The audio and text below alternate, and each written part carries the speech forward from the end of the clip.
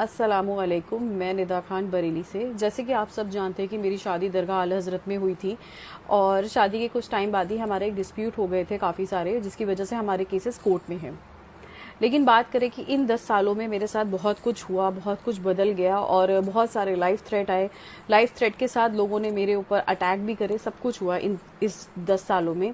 लेकिन बीते दिनों की बात करें, जब से 26 सितंबर का मामला हुआ है तौकीर मियाँ को अरेस्ट करने का, तो उससे मैं बहुत कुछ कहना भी चाहती थी, लेकिन ड्यू टू कंडीशन और सिचुएशन की बात करें, बहुत सेंसिटिव मामला था और कहने से मैं भी थोड़ा हिचक रही थी। लेकिन उनके जो फॉलोअर्स हैं, लेकिन वो नहीं हिचकते हैं किसी को भी कुछ कहने से और ना ही कभी डरते हैं।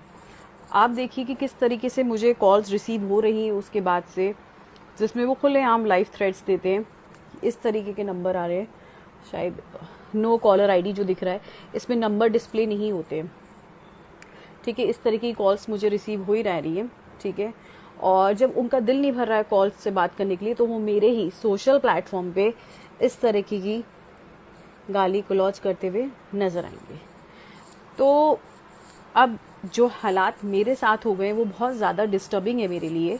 देखा जाए, मैं घर से बाहर निकलूंगी, घर से वापस आऊंगी कहीं से, तो कोई ना कोई आएगा, पहले सीधे जाएगा, फिर देखेगा कि मैं जा रही, फिर वापस घूम कर आएगा, फिर कुछ कह के चला जाएगा, कोई धमकी दे के चला जाएगा, कोई कुछ कह के। मतलब मुझे लगता है कि एक फीमेल सिक्योरिटी नाम की चीज़ मैं मिस करने लगी हूँ यहाँ रहने के बाद, जो कि नहीं होना चाहिए। क्योंकि इन 10 सालों में जो मैंने सफरिंग ली है उसके बाद भी ये हालात है कि सोशल प्लेटफॉर्म पे क्या हम इन लोग की गालियाँ सुनने के लिए बैठे हुए हैं? अगर हमारे पास सोशल प्लेटफॉर्म है तो हम वहाँ बात रखते हैं।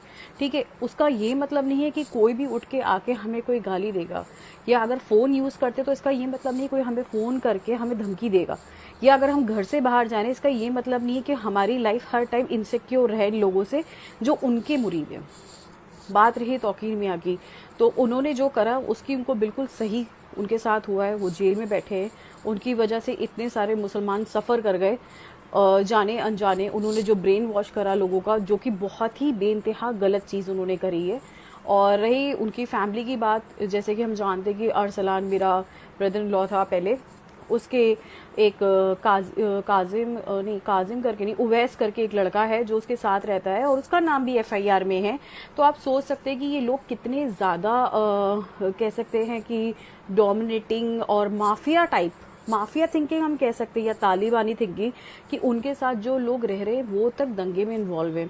अगर हम और पुरानी बात करेंगे तो कमलेश तिवारी करके एक पहले हत्याकांड हुआ था, उसमें भी दरगाह का एक मौलाना साहब थे, वो इन्वॉल्व पाए गए थे, लेकिन बाद में उन्हें बेल मिल गई।